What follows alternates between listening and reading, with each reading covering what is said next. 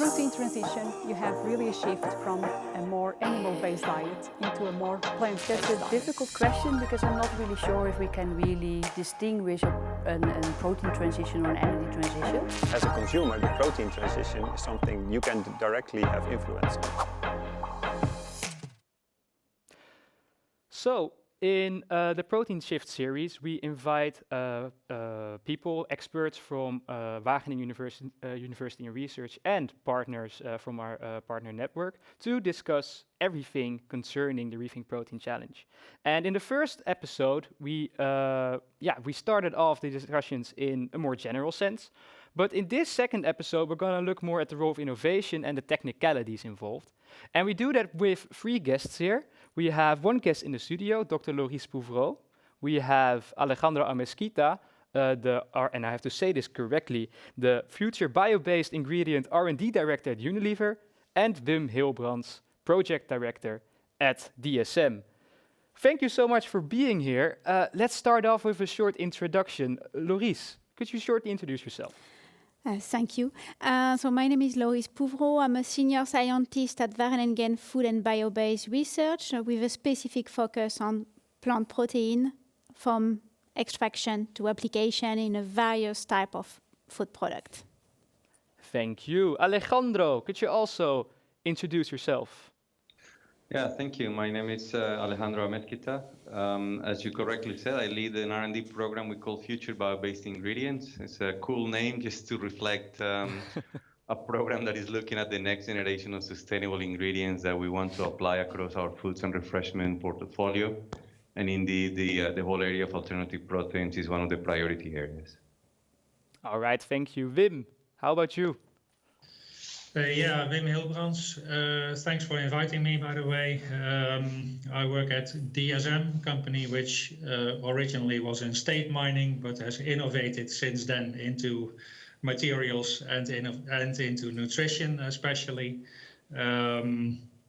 I work in the Innovation Center, where I'm especially busy with looking at partnerships and alliances with other companies, small acquisitions, but proteins as such as a area in the Innovation Center where we want to grow in, which we see as a new emerging business area for the company, and where we put a lot of attention to in the company.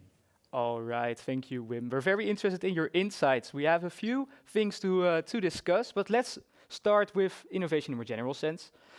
Innovation, we think, is essential to achieve the protein transition. And however, there's no clear answer yet to what the innovations are going to be to actually make that a reality. So do we need maybe to create a plant-based product that resembles traditional meat, or shall we focus on deconstructing the traditional plate and create new dishes that are both tasty and nutritional without resembling, as I said, the traditional dishes? So we have asked 3 Wageningen University research experts to voice their opinion about this. Let's roll the video.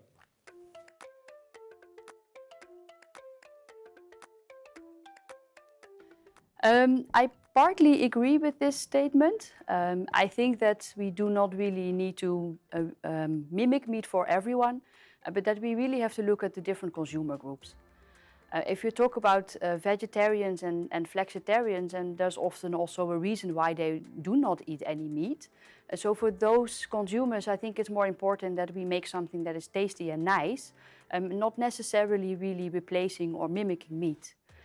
If you look at the group that really eats meat because they want to eat meat, then indeed it's more important that we replace something that resembles meat a lot more in terms of texture and flavor. So I don't think that we have one product that really replaces and fits all, but that we really have to make a range of different products for different consumer groups and really what they really need and what they like. On a traditional Dutch plate, you have potatoes, vegetables and meat. And in this case, I think for consumers, it's often nice that the meat replacer resembles the product it replaces. But I think for the supply chain, there's a big challenge to motivate and inspire people to combine foods in dishes so that they don't even miss meat. So I think the meat replacers should be a product on its own.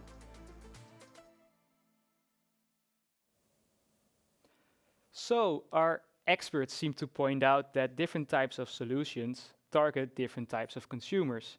So what is your take on that? What is your innovation that your company is after? Let's start with Alejandro from Unilever. Yeah, thank you. That's a great question. And I think both opinions from the Wageningen experts are valid. The main drivers for consumers to shift into plant-based foods are really around health, environmental concerns, but also animal welfare.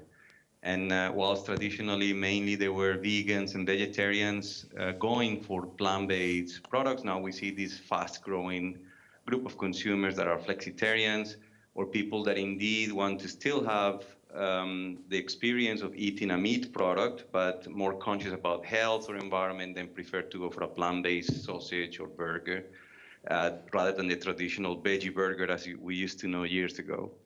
So what we're doing in our company really is driving plant forward across the portfolio, not just in meat alternatives. We have very powerful brands, we have the scale and the technology, but we're not just looking at that segment of meat alternatives. As I said, we're also looking at tastemakers, vegan propositions for ice cream, also egg-free mayonnaise. So looking at the entire portfolio and transitioning into plant-based across the piece. Thank you, Alejandro. Wim, does DSM also have such a broad approach to the protein transition? Yes, absolutely, and I think also I do agree to what the Wageningen experts were saying. I also think there's enough space for that. The opportunity is huge at this point in time, and it will need a combination of solutions to cater for that.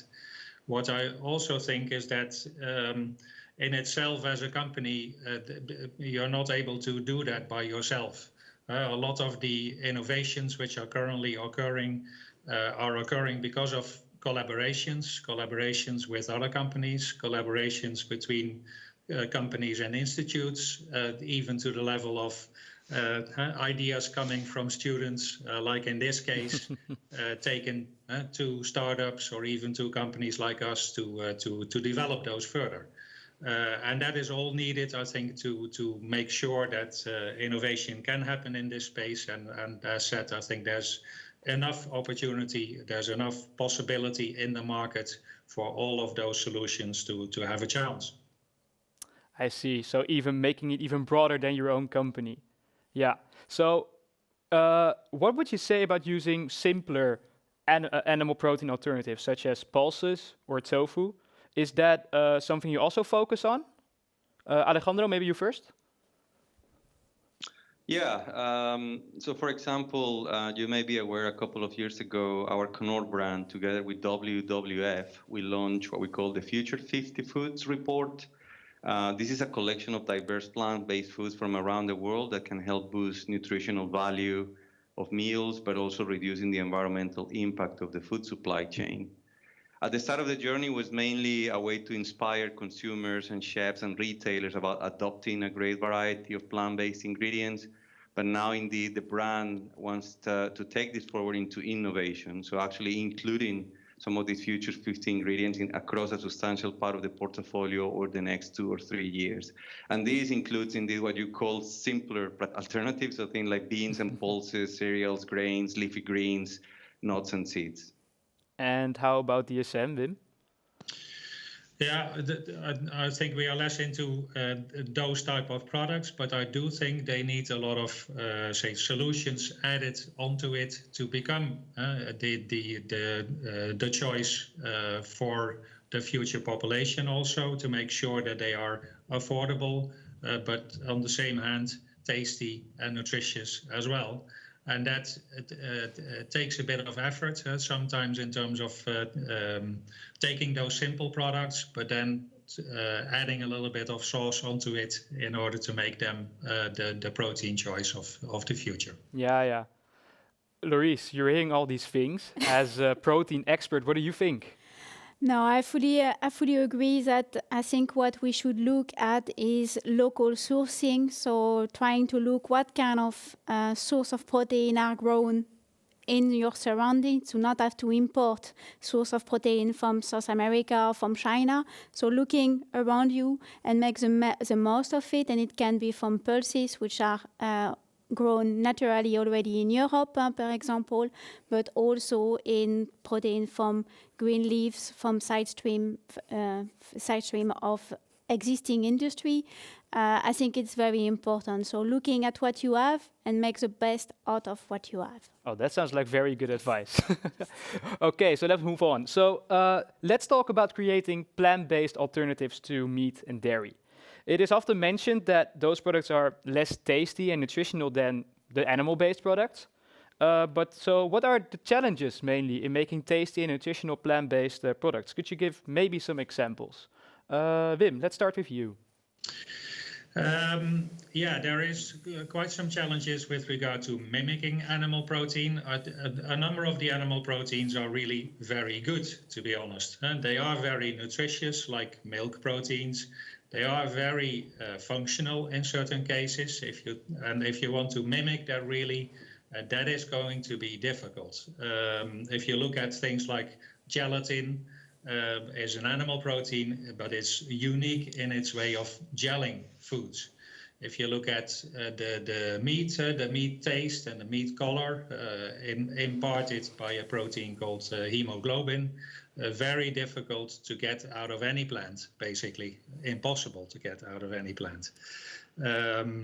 So from that angle, there are certainly a couple of, say, proteins which are very difficult to mimic because they are so good in the animal part.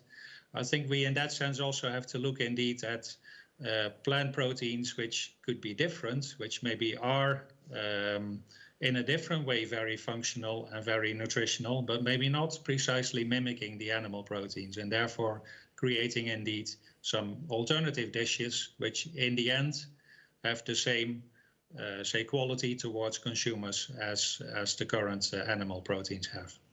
Mm-hmm. Alejandro, do you have anything to add on that? Yeah, I mean, I think that's a great answer. For us as a product-facing company, it is a big challenge actually to develop superior plant-based products. You may crack, for instance, something like texture, but then that comes at the expense of cost or clean label, or indeed if you're trying to improve the environmental sustainability footprint of the product, then you may find ingredients that are less sustainable than others. It doesn't mean that the plant-based meat and dairy products are less tasty or nutritious than their animal counterparts. It's true that the animal proteins are complete proteins, but for us, nutrition is a non-negotiable, and in any innovation brief, we aim to achieve what we call the higher nutritional standards, and that's certain levels of salt and sugar and saturated fat, and also constantly ongoing programs of renovation projects to reformulate existing products that are not meeting those standards yet. Taste is one of the biggest challenges, and I think Wim already alluded to some of the difficulties in replacing some animal proteins. A classic example is replacing, for instance, egg protein as a binder in burgers. You might find specialty plant proteins or some hydrocolloids, but then again, that brings formulation on cost or clean label challenges. I think one of the biggest challenges that remain for all the food industry is still flavor. A lot of the plant proteins bring some off flavors from the plant itself. And so that makes it very difficult at the moment for everyone to achieve that superiority in flavor. All right, thank you. So let's say we zoom in shortly on one type of product. Let's say vegan cheese. Could you name an example what makes making vegan cheese resemble animal milk-derived cheese so hard? Alejandro, maybe you first. Yeah. Sorry, wasn't sure if you were asking me or Wim. Cheese is not in our portfolios. I'm not per se an expert in this, but I understand that the challenge is really to give the stretchiness and the mouthfeel and the texture that you find across the whole spectrum of the very different cheeses you find around the world. And that undeniably comes from the functionality and the properties of casein or the actual milk protein that has been traditionally used for making cheese. And as I understand, there's at the moment no good alternative in the plant protein world. As Wim already mentioned about animal identical proteins that are not necessarily coming from the animal, so you could think about, and perhaps this is one of the areas where there's more promise on technologies such as precision fermentation or cellular agriculture, where you try to produce an animal identical protein through fermentation processes. And maybe this is an area where those type of processing routes will find a good way to solve a consumer problem, which is making a good vegan cheese. That's perhaps quite a nice bridge to Wim, because I know that DSM is quite involved in, well, enzymes for cheese. Do you have anything to add on that, Wim, maybe, what Alejandro just mentioned? Yeah, with enzymes for cheese, you also don't get there, to be honest, in the plant-based world. So I do agree with Alejandro that you really need a casein type of protein, which probably needs to come from fermentation. The other challenge basically is taste in that sense, and that is something which for cheese is also very, very specific. It not only actually touches on protein, it also touches on fat and other components in such a product like cheese. So I would, in that sense, if it doesn't work with fermentation, with precision fermentation to make a good casein, I would tend to say don't go to vegan cheese with plants. Try to make something else out. Oh, that's quite a clear advice. Laurice, do you know whether this is possible or not already? To do vegan cheese, you mean? Yes. Yeah, there is some vegan cheese available, of course, but as I agree with Alejandro and Wim, is that they are not protein-based to some extent. Protein are there, but they are not the structuring element of the cheese. The starch, for example, which is quite present, is the one which is gelling, so to give the consistency of the cheese. So I think the main challenge that you are facing with plant or vegan cheese or vegetarian cheese is that you need an ingredient, a protein ingredient, which is highly soluble and which also is able to form a gel upon heating and acidifications during the fermentation. And it is a challenge. But I would not say that there is no possibility there. I think there is room to improve this part by improving the functionality of the protein and by also making blends of protein. I think it can really help. And also to use less refined ingredients. One point which is also a problem is that dairy alternatives in terms of flavor are more difficult than meat alternative, in the sense because of the structure of the dairy alternative, so yogurt or cheese, is that the flavor are more perceived during heating. So it's something that also needs to be tackled, the flavor profile of the plant ingredients. Mm-hmm. Thank you so much for your answer to the audience. If you were doubting a little bit that if we had experts in the building, well, we absolutely do. Let's move on to the next subject. So at the moment, soy and pea-based products dominate the market, and we have asked our experts from Wageningen University and Research again to share their perspective on that. Do we need to explore new sources of protein? Let's roll yet another video.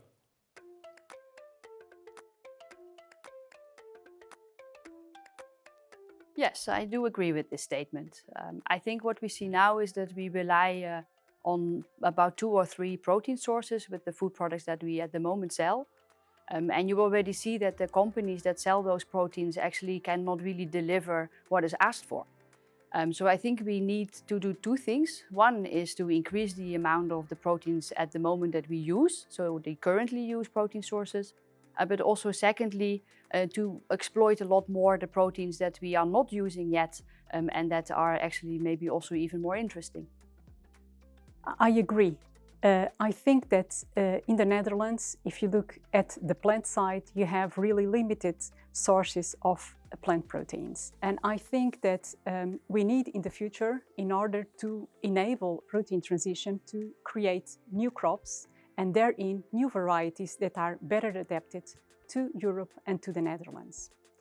I also think that we have to explore both aquatic and terrestrial resources, and of course also microbial resources.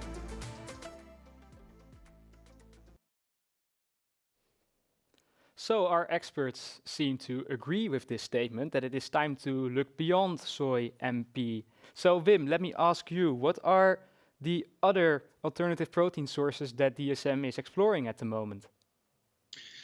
Yeah, we are looking actually at the whole range from different plant sources to fermentation sources up to cultured meat, actually, as a potential for the future. Well, I think they are indeed all relevant. What I think is especially also worth mentioning is a couple of critical factors into that. One is certainly cost also, and something which is good to mention in terms of that what really will be the winner is also something which can be produced at cost, can be scaled up also, and not just be a local product with a local variety. So it needs a couple of, say, economic elements as well. And that, for instance, to take cultured meat as an example, is still a way to go, probably.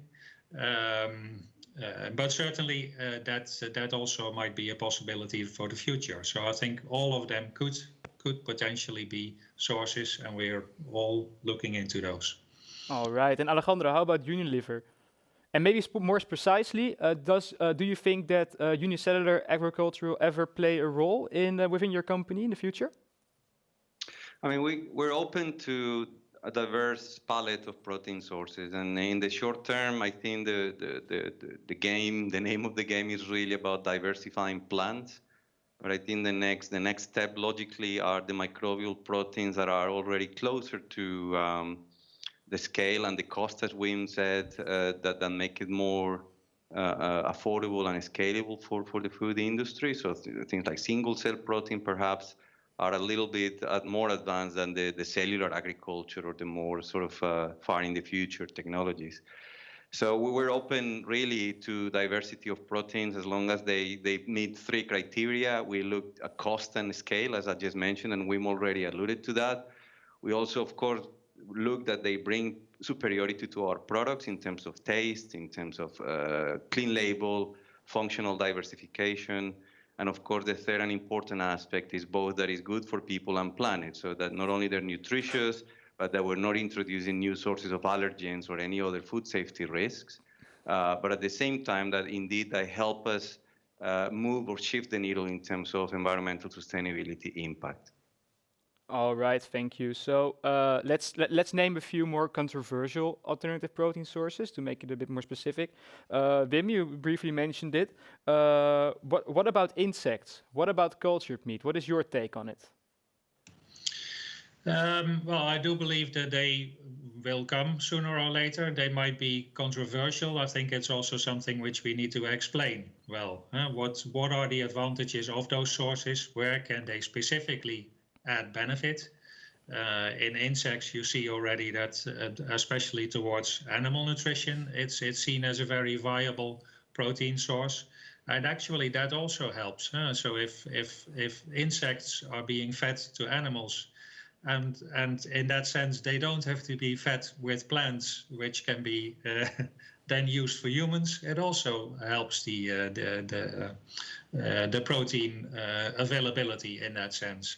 So I think with a good explanation, that's one. The other thing, which I think is obviously they need to be safe, and that's something which specifically I think is important anyway in nutrition and which should be guaranteed.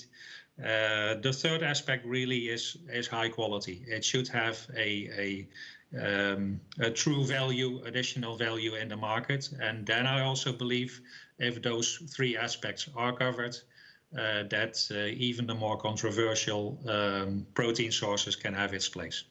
I see. And Alejandro, anything to add on that?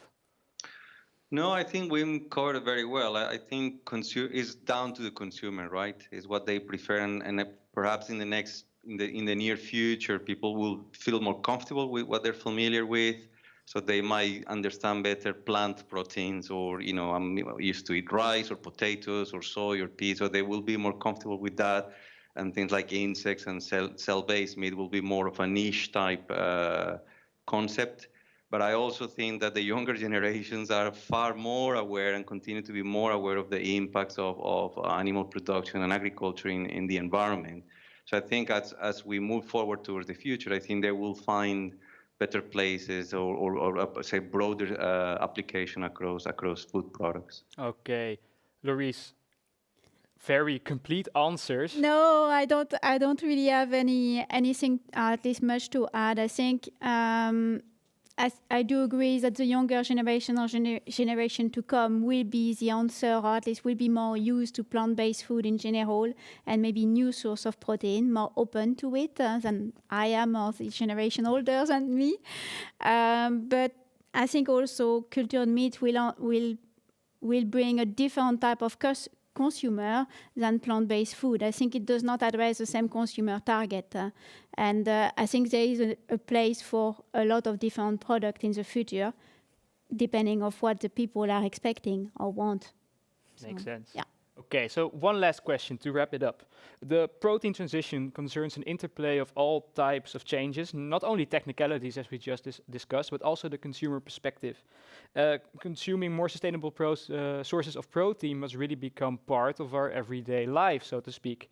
And Alejandro, to ask it to you, what would you name the most important factor for consumers to make it a habit to consume more sustainable sources of protein? I think that's the holy grail question, right? Yeah, right. But I don't think it's a question of if it's going to happen. I'm sure it will happen, but it's more about when and how soon this will happen. As I said, there's this awareness about the transformation of the food system, the impact of climate change is very much becoming commonplace across consumers. I would say, and I think Wim already alluded in the previous question, it is about the communication aspect. So good innovation, but also next to that, good communication to the consumer. Taking a multi-stakeholder approach. This is not just about the food industry. This is really about everyone being an activist and really advocating for value chain collaboration, innovation, and systems leadership.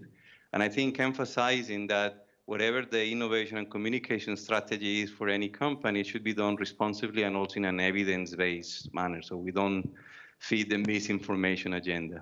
I see.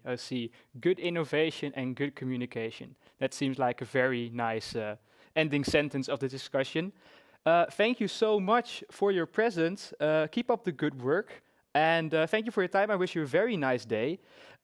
In the third episode of the ReThink Protein Challenge, we will discuss more about the consumer perspective in the protein transition. So be there to check it out. You don't want to miss that.